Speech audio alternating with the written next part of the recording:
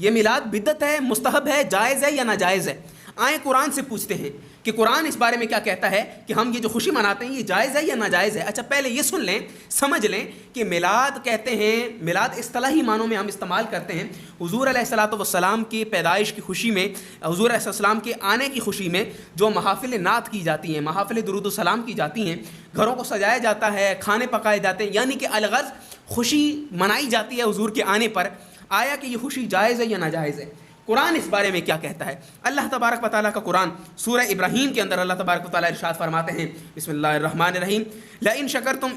لازیدنکم۔ اللہ تبارک و تعالیٰ فرماتے ہیں، مفہوماً عرض کر دیتا ہوں، اللہ فرماتے ہیں کہ اگر تم میری شکر ادا کرو گے نا، میری نعمتوں پر تم شکر ادا کرو گے تو میں تمہیں مزید دوں گا، میں تمہیں اور زیادہ دوں گا، اور اگر تم نے میری ناشکری کی تو میرا عذاب بڑا سخت ہے۔ اللہ تبارک و تعالیٰ یہاں یہ فرما رہے ہیں کہ تم میری نعمتوں پر شکر ادا کرو، تم میری نعمتوں پر شکر ادا کرو۔ یہاں تو آپ سوچ رہے ہوں گے، سمجھ رہے ہوں گے، یہاں تو نعمت سے مراد آنکھ ہے، کان ہے، ناک ہے، ہمارا جسم ہے، روح ہے، سانسیں ہیں جی۔ اللہ تعالیٰ ہمیں جو پہننے کے لیے دے رہا ہے، جو رہائش کے لیے گھر دے رہا ہے، جو کھانا پینا دے رہا ہے، جو ہمیں اس نے فیملی دی ہے، اللہ تبارک و تعالیٰ تو ان نعمتوں کی بات کر رہا ہے، تو ہم حضور علیہ الصلوۃ والسلام کی خوشی منانا اس آیت سے کیسے ثابت کر رہے ہیں؟ اللہ تبارک و تعالیٰ سبحان اللہ سورہ آل عمران میں فرماتے ہیں، لقد من اللہ علی المؤمنین اذ بعث فیہم رسولا من انفسہم۔ اللہ تبارک و تعالیٰ فرماتے ہیں کہ بے شک اللہ نے مسلمانوں پر، تم پر بہت بڑا احسان فرمایا، بہت بڑا احسان فرمایا کہ تم میں اتنی عظمت والا رسول بھیجا، کہ تم میں سے اتنی عظمتوں والا رسول بھیجا۔ اللہ تبارک و تعالیٰ یہاں حضور علیہ الصلوۃ والسلام کی ذات کو سب سے بڑا امت پر، مسلمانوں پر، عالمین پر احسان بتا رہے ہیں۔ اللہ تبارک و تعالیٰ یہاں حضور کی ذات کو سب سے بڑی اپنی نعمت اللہ تبارک و تعالیٰ بیان فرما رہے ہیں۔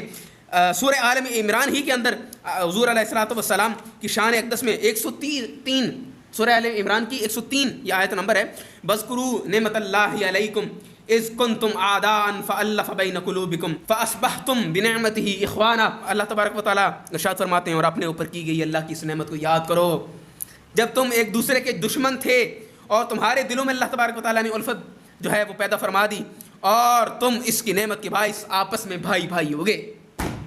اللہ تبارک و تعالیٰ سورہ آل عمران کی ان دونوں آیات کے اندر، ایک آیت میں تو حضور علیہ الصلوۃ والسلام کو نعمت ارشاد فرما رہے ہیں اور احسان بھی جتلا رہے ہیں کہ یہ نہ ہوتے تو تم آپس میں دشمن ہوتے، آپس میں تم ایک دوسرے کے جو ہے وہ ایک دوسرے کے دلوں میں اپنے لیے نفرت رکھتے تھے، اور پھر فرماتے ہیں کہ اللہ نے تم پر بہت بڑا احسان فرما دیا کہ تم ہی میں سے اللہ تبارک و تعالیٰ نے ایک عظمت والا رسول تم ہی میں سے اللہ تبارک و تعالیٰ نے بھیج دیا۔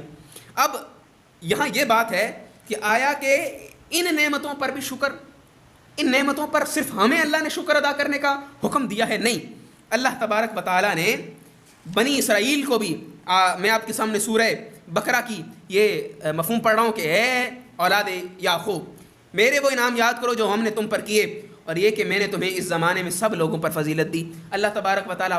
اپنی نعمت کو ان کے سامنے گنوا رہے ہیں کہ تم کہیں ناشکرے نہ ہو جاؤ، تم شکر بجا لاتے رہو، تاکہ تم کیونکہ شکر اگر بجا لاؤ گے تو فرمان کے مطابق میں تمہیں اور زیادہ دوں گا۔ اور اللہ تعالیٰ اپنے بندوں پر بڑا رحیم بھی ہے، بڑا کریم بھی ہے، اور اللہ تبارک و تعالیٰ اپنے بندوں کو یوں بے یار و مددگار نہیں چھوڑتا۔ اور یہاں یہ بات آتی ہے نا کہ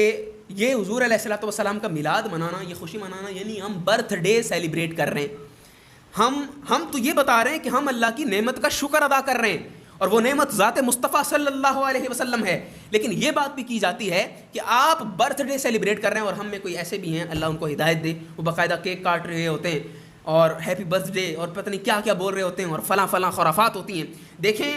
حق کو باطل ثابت کرنے کے لیے کبھی کبھار حق میں تھوڑا سا باطل جو ہے وہ سوچ یا حق کے درمیان باطل ایسے لوگ آ جاتے ہیں کہ جو حق کی حقانیت کو لوگوں کے سامنے دھندلا کرنے کی کوشش کرتے رہتے ہیں۔ میں یہاں بتانا یہ چاہتا ہوں کہ اللہ تبارک و تعالیٰ نے قرآن مجید کے اندر انبیاء کرام کی میلاد یعنی ولادت کے بارے میں اللہ تبارک و تعالیٰ نے بیان فرمایا ہے بات۔ اگر ہم یہ بھول جائیں، بالکل بھول جائیں، اور ہم سے یہ سوال بھی کیا جاتا ہے کہ آپ کو اللہ کی نعمت کا شکر ادا کرنے کے لیے حضور علیہ الصلوۃ والسلام کی پیدائش کا دن ہی ملا، حالانکہ ہم اس چیز کے منکر نہیں ہیں کہ ہر دن حضور علیہ الصلوۃ والسلام کے آنے کی خوشی منائی جائے، یا ہر دن اللہ تبارک و تعالیٰ کی اس احسان عظیم پر اللہ کا شکر بجا لایا جائے، لیکن یہ دن بڑی اہمیت کا حامل ہے۔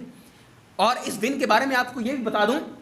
اللہ تبارک و تعالیٰ نے قرآن مجید کے اندر انبیاء کرام کی ولادت کے تذکرے فرمائے ہیں۔ سورہ مریم کے اندر اللہ تبارک و تعالیٰ نے حضرت یحییٰ علیہ الصلاۃ والسلام آپ کی ولادت کا ذکر فرمایا، اور یحییٰ پر سلام ہو ان کے میلاد کے دن یعنی ولادت کے دن اور ان کی وفات کے دن پر۔ اچھا میں آپ جو ہے وہ مفہوم نہیں پڑھ رہا، میرے پاس تمام جو ہے وہ حوالہ جات موجود ہیں قرآن مجید کے، لیکن میں آپ کو صرف بتاتا چلوں حضرت عیسیٰ علیہ الصلاۃ والسلام آپ کی ولادت کا حوالہ بھی اللہ تبارک و تعالیٰ نے سورہ مریم میں فرمایا۔ حضرت آدم علیہ الصلاۃ والسلام کا میلاد نامہ، حضرت عیسیٰ علیہ الصلاۃ والسلام کی ولادت کا تذکرہ سورہ مریم میں ہے، حضرت آدم علیہ الصلاۃ والسلام کی ولادت کا تذکرہ سورہ بقرہ میں ہے اور سورہ الحجر میں ہے، اور اللہ تبارک و تعالیٰ نے حضرت موسیٰ کی ولادت کا تذکرہ القصص کے اندر بڑی تفصیل سے فرمایا ہے۔ سورہ آل عمران میں سیدنا مریم سلام اللہ علیہا آپ کی ولادت کا جو ہے وہ تذکرہ فرمایا سورہ آل عمران میں کئی جگہ پر، اور حضرت یحییٰ کا آل عمران کے اندر بھی سورہ آل عمران کے اندر بھی تذکرہ فرمایا گیا ہے، سورہ مریم کے اندر بھی پہلے میں نے آپ سے ذکر کر لیا۔ اسی طریقے سے حضرت عیسیٰ علیہ الصلاۃ والسلام کی ولادت شریف کا تذکرہ سورہ مریم میں بھی ہے، آل عمران میں بھی ہے، اور جا بجا موجود ہے، اور الحمدللہ یہ میرے پاس اس حوالے سے موجود ہیں، اور حضور علیہ الصلاۃ والسلام کی جو ہے وہ ولادت شریف آپ کا بھی تذکرہ اللہ تبارک و تعالیٰ نے فرماتے ہیں سورہ البلد میں، میں اس شہر مکہ کی قسم کھاتا ہوں اے حبیب اس لیے کہ آپ اس شہر میں تشریف فرما ہیں۔ اے حبیب مکرم آپ کے والد آدم علیہ الصلاۃ والسلام یا ابراہیم علیہ الصلاۃ والسلام کا یہاں مثال لی گئی ہے کی قسم، اور ان کی قسم جن کی ولادت ہوئی، یعنی کہ فرمایا وما ولد، اور ان کی قسم جن کی ولادت ہوئی۔ اب یہاں سے ظاہر ہے کہ اللہ تبارک و تعالیٰ یہاں جو بیان فرما رہے ہیں انبیاء کرام علیہ الصلاۃ والسلام کی ولادت کے تذکرے فرما رہے ہیں، اس سے ہمیں بالکل واضح طور پر یہ پتہ چلتا ہے کہ ہم حضور علیہ الصلاۃ والسلام کی ہیپی برتھ ڈے نہیں منا رہے، بلکہ اللہ تبارک و تعالیٰ کا ہم پر جو احسان عظیم ہوا، اللہ تبارک و تعالیٰ نے ہم پر اپنی کرم اور فضل کے جو ہے وہ دریا بہا دیے، ہم اس پر اللہ کا شکر ادا کر رہے ہیں۔ اب خوشی کے کئی طریقے ہیں، ایک بات میں آپ کو یہ بھی بتاؤں کہ حضور علیہ الصلاۃ والسلام کا ذکر اگر آپ 12 ربیع الاول کو نہیں کرنا چاہتے نہ کریں، کس نے کہا ہے 12 کو ہی کرو؟ میں نے ویسے آپ کو دلیل دے دی کہ میلاد کا ذکر ہوتا ہے جس دن آپ پیدا ہوئے، اس دن کا اللہ تبارک و تعالیٰ نے انبیاء کا جب ذکر قرآن مجید کے اندر فرما دیا ہے، تو اگر آپ 12 کو کرنا شروع ہو جائیں گے تو اس میں مسئلہ نہیں ہے، بلکہ زیادہ بہتر بات ہے، لیکن اگر آپ پورے سال کرنا چاہتے ہیں جی بسم اللہ، ہم تو آپ کے ساتھ مل کر کریں گے۔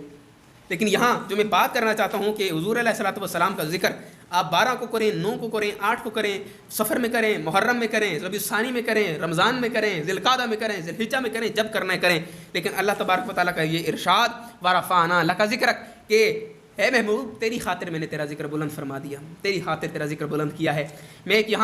ایک بڑے ہٹ کی بات ایک واقعہ آپ کو سناؤں۔ پیر مہر علی شاہ صاحب گولڑوی رحمۃ اللہ تعالیٰ علیہ، ان سے کسی نے سوال کیا کہ پیر صاحب یہ بابا فرید گنج شکر رحمۃ اللہ تعالیٰ علیہ پاک پتن، ان کے مزار شریف پہ جب لوگ حاضر ہوتے ہیں تو وہاں لوگ نعرہ لگاتے ہیں حق فرید حق فرید حق فرید، تو حالانکہ وہاں نعرہ تو اللہ تبارک و تعالیٰ کی وحدانیت کا لگانا چاہیے، اللہ اللہ کرنا چاہیے وہاں پر، تو وہاں اللہ کے بجائے بابا فرید صاحب کے نام کا نعرہ کیوں لگتا ہے؟ تو پیر صاحب فرماتے ہیں کہ اللہ تبارک و تعالیٰ کا منشا ہے، اللہ تبارک و تعالیٰ کی رضامندی ہے، اور اللہ تبارک و تعالیٰ اس سے راضی ہیں، کیونکہ اللہ نے فرمایا ہے۔